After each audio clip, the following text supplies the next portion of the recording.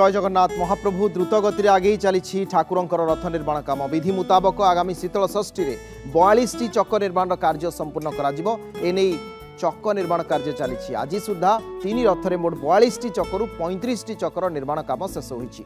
सहित 3 रथर 8टी लेखाएं भूई चौतार चौपट कार्य भी शेष होती। सेपटे 3 रथर 4टी लेखाएं मुहाट और 4टी लेखाएं निराड़ी ए काठर चौपट कार्य भी शेष होती।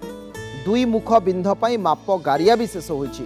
आज 3 रथर अख निर्माण द्वितीय दफारे रथ अमीन 3 रथ बाहर चाली को 2टी लेखाएं 40 फुटिया धौरा काठ जोगाई। सेपटे महाप्रभुंकर अख निर्माण आवश्यक धौरा काठ न पहुंची असंतोष देखा एने अधिक आलोचना करछंती आम पुरी रिपोर्टर शिव प्रसाद दास।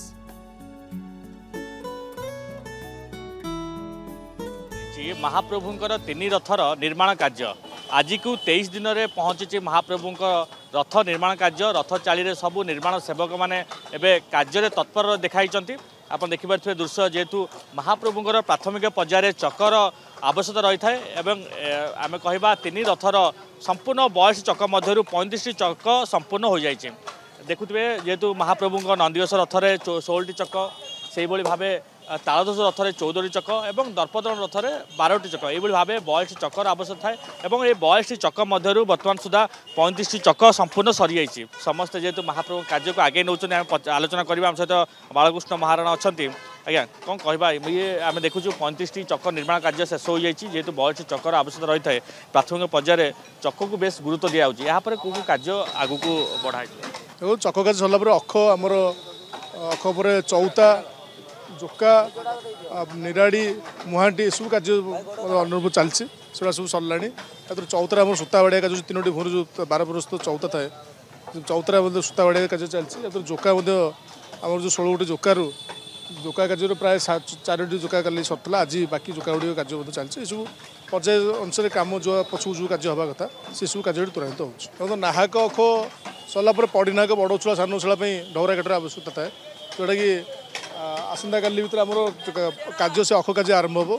अख काठ कि आसार असुविधा अच्छे से सब काठ आसला अख कम आरंभ हो। या आम चौथा कार्य चलती चौथार जो 3 परस्त भूई रही है 4 नाग उपर चौथा गुड़िक भूईर पाखुड़ा बिंद गुड़िक सूता माप कर जोका जोका कि जोका ढौरा कि आसन कार्य सहित या आसन ढौरा मिसिक कार्य कि ढौरार गुरुत्वपूर्ण भूमिका रही है। ढौरा काठ आम सहित रथ अमीन अच्छा प्रतिक्रिया ना जेहेतु आज्ञा कौन कहवा जेहेतु महाप्रभुंर सी जो 40 फुटिया दोहरा काठ जे बर्तमान सुधा पहुँच पारनी जेहेतु रथ निर्माण कार्य आम देखु आगे चली केत आसी पहुँच काठ सब तो कहीपरि कि आसवे आसवे बोले समस्त कहते हाकिम सह कहते आसवे बोले एपर्त आसी 40टा आम ढौरा काठ दरकार अख गयल दरकार और दंडा काठ आसला 40 फुटिया सी आम 30टा आसा कथा 30 टू आसी मात्र 4टी 5टी आई आ बाकी काठ विलम्ब टी होने अन्य कम चली 20 फुटिया दरकार हो।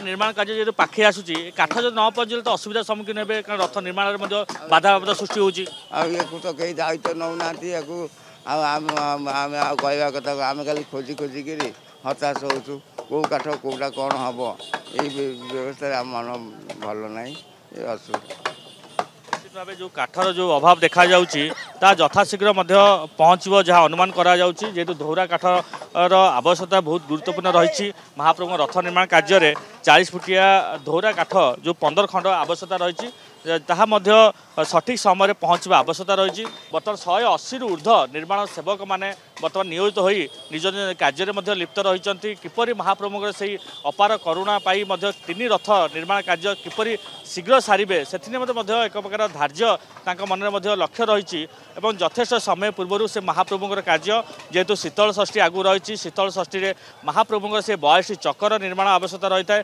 ताहा यथाशीघ्र शेष हम और अंपटे स्नान पूर्णिम 4 नारी नाहाका उठा जो विधि परंपरा अच्छी यथेष पूर्व शीघ्र लक्ष्य रखा निहत भाव यही भाव महाप्रभु कार्य जेहेतु द्रुत गति आगू बढ़ा जाऊँगी आम आशा करवा महाप्रभुर कार्य यथाशीघ्र संपूर्ण करा जो धौरा काठ जो आवश्यक रही 15 खंड और से 15 खंड धौरा काठ श्रीमंदिर मुख्य प्रशासक ध्यान देवा दरकार शीघ्र यथेशीघ्र आसी पहुँचवा दरकार जहाँफल जो बाधा प्राप्त होची सृष्टि होची महाप्रभु रथ निर्माण कार्य ताहा दूरीभूत हो पार निहत भाव आशा करवा महाप्रभु कार्य महाप्रभु निजे जेहेतु गढ़ुंट तैयारी कर निर्माण सेवक मैंने केवल तत्वावधान महाप्रभु कार्य कराम आशा करवा यथेष समय पूर्व महाप्रभु रथ निर्माण कार्य संपूर्ण करा पुरी वीडियो जर्नलिस्ट सागर मल्लिक सह शुभप्रसाद दास नंदीघोष टीवी।